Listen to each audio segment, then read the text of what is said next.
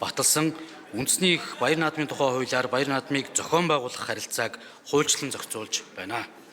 Үндэсний баяр наадмын тухай хуулийг 2022 онд шинжилэн хариулсан бөгөөд үндэсний баяр наадмын хүрээнд үндэсний бүхийн барилдаан, сурын гарваа, үндэсний хурдан морины уралдаан, шагаан арвааг зохион байгуулж байгаа бөгөөд үндэсний баяр наадмын тухай хуулийн 9-ийн 1-р хэсэгт улсын баяр наадам 10 жил тутам их Монгол улс байгуулагдсны болон ардын хувьсгалын тэгшоог давхцуулан 1024 бүх бусад баяр наадам 512 бүх барилдана гэж заасан.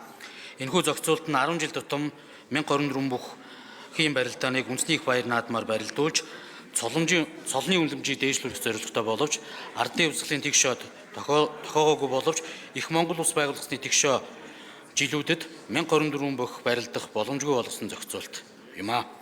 Уг зохицуултыг эргэн харж их Монгол улс байгуулагдсны тэгшоог тохиолдох жилүүдэд 1024 бүх барилдах зохион байгуулах асуудлыг Монгол улсын төрийн тэргүүн Монголын ард түмний эв нэгдлийг илэрхийлэгч Монгол улсын төрийн тэргүүн ерөнхийлөгч тухай бүр шийдвэрлэх байх зохицуултыг бий болгохоор хуулийн төслийг боловсрууллаа.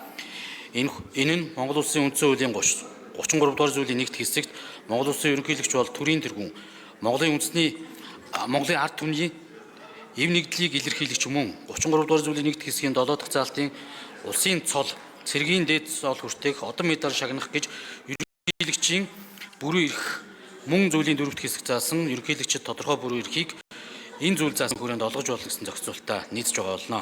Түүнчлэн Монгол улсын тулгын чулууг их эзэн богд Чингис хаан тавьж дэлхийн түүхэнд газар нутгийн хэмжээгээр 2 дахь том гүрнийг бий болгож өнөөдрийн Аз, Европын 20 гаруй улсын нутаг дэвсийг хамарсан эзэнт гүрнийг иргшэн байгуулсан. Энэ түүхэн цаг үеийг бас тодотгож их Монгол улсын тэгшоог энэ жил ёслол төгөлдөр өргөн тэмдэглэх агуулгаар хуулийн төслийг боловсруулсан. Үндэсний баяр наадмын тухай хуулийн 9-9 дахь хэсэгт бүх цэргийн баяр наадмыг жилд нэг удаа засгийн газрын шийдвэрээр 256 хүртэлх бүх барилдуулахаар зохион байгуулж болно. 6 давсан бөгөөд цэргийн арц цаг